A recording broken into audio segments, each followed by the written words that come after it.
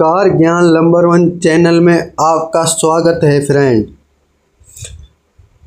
इस गाड़ी में जो चेक लंप आ रही है और कस्टमर का कंसर्न यह है कि मेरी गाड़ी जो कि पिकअप नहीं ले रही और मेरी गाड़ी में झटके आ रहे हैं और गाड़ी जैसे कि मैं पहले गियर में उठाता हूँ तो जब भी गाड़ी प्रॉपर नहीं उठती, झटके देती। अब हम इसको डायग्नोस करने के लिए हमने जो कि स्कैनर कर लिया कनेक्ट करने के बाद अब हम स्कैन करते हैं और स्कैन करने के बाद देखते हैं कि इसमें क्या डीटीसी आ रही है। जब तक डीटीसी का पता नहीं लगेगा और हमारी गाड़ी प्रॉपर ठीक नहीं होएगी। हमने कर लिया कनेक्ट करने के बाद 2 डीटीसी आ रही हैं इसमें, एक पीएम सेंसर की, एक ऑक्सीजन सेंसर ऑटो सेंसर की, यानी कि ऑक्सीजन और ऑटो सेंसर दोनों एक ही रहते हैं।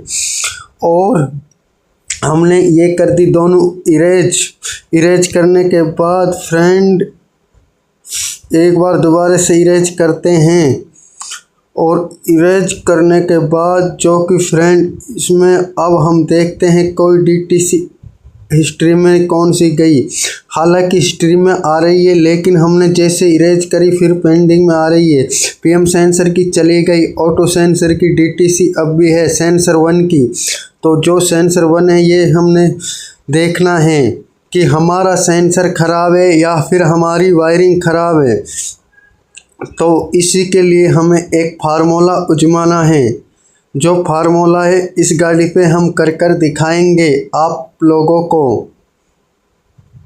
तो हमने अब गाड़ी के जो हमारे सेंसर लगे हुए हैं, सेंसर हमारे 2 लगे हुए हैं ऑटो सेंसर, दोनों सेंसर ऑटो सेंसर जो कि हमारे कैटालिटिक कन्वर्टर है जो डीपीएफ है उसमें लगे होते हैं। तो हमें पता क्या करना है, इन दोनों सेंसरों का कपलर आपस में एक्सचेंज करना है। जैसे कि सेंसर 1 का सेंसर 2 में लगाना है, सेंसर 2 का सेंसर 1 में लगाना है। तो हमने अब कोशिश कर दी है लगाने की और लगा भी दिए हैं। और अब हमें है जो कि अब कंप्लीट कर फाइनली एक बार और चेक कर लें कपलर हमारा ठीक से लग गया है या नहीं लगा है। तो फाइनली हमारा कपलर बढ़िया अच्छी तरीक़ा से लग गए हैं दोनों। और अब हम चेक करेंगे कि जो हमारी गाड़ी है उसका स्कैनर पर डीटीसी चेंज होता या नहीं होता। तो चेंज हो जाएगा जबकि हमारा सेंसर ख़राब है तो, और सेंसर ख़राब नहीं है तो हमारा डीटीसी चेंज नहीं होएगा। तो अब हमने स्कैनर जो इसे करते हैं कनेक्ट।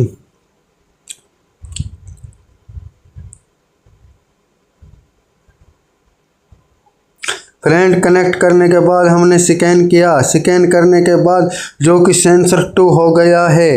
तो इसका मतलब जैसे कि हमारा बिफोर में देखो सेंसर 1 था और आफ्टर में देखो सेंसर 2 जो कि हमारा एक्सचेंज करे थे कपलर, अब हमारा सेंसर 2 हो गया।